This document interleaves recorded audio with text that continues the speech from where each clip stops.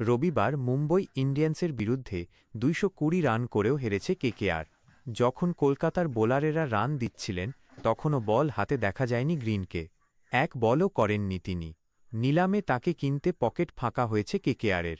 Allrounder হিসাবে নিলেও জরুরি সময়ে গ্রিনের বল না করা নিয়ে জোর আলোচনা শুরু হয়েছে। খেলা শেষে রাহানেকে জিজ্ঞাসা করা হয় কেন গ্রিনকে বল দেওয়া হল না। জবাবে রাহানে বলেন, এই প্রশ্নটা ক্রিকেট অস্ট্রেলিয়াকে গিয়ে জিজ্ঞাসা করুন, আমি বলতে পারব না। কেকেআর অধিনায়কের কথা থেকে স্পষ্ট, গ্রিনের বল না করার নেপথ্যে অস্ট্রেলিয়া বোর্ডের নির্দেশ রয়েছে। রাহানের দাবির পর চুপ থাকেনি অস্ট্রেলিয়া বোর্ড। তাদের মুখপাত্র জানিয়েছেন, কেকেআর আগে থেকেই সবটা জানত। তিনি বলেন, গ্রিনের পিঠের একটা সমস্যা আছে, সেই কারণে কিছু সময়ের জন্য ওকে বল করতে নিষেধ করা হয়েছিল। ও সুস্থ হয়ে উঠছে। ১০-১২ দিনের মধ্যে বল শুরু করতে পারবে। কেকেআরকে আগে থেকেই এই কথা জানানো হয়েছিল। ওরা তো সবটাই জানত। শুধু আইপিএল নয়, এর আগে টি-20 বিশ্বকাপের সময়ও বল করেননি গ্রিন।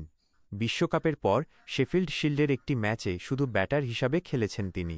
কেকেআরে যোগ দেওয়ার পর অনুশীলনেও তাকে বল করতে দেখা যায়নি। ক্রিকেট অস্ট্রেলিয়ার কথা থেকে পরিষ্কার, গ্রিন যে এখন বল করতে পারবেন না সেটা কেকেআর জানত। ফলে এখন অভিযোগের কোনো মানে হয় না।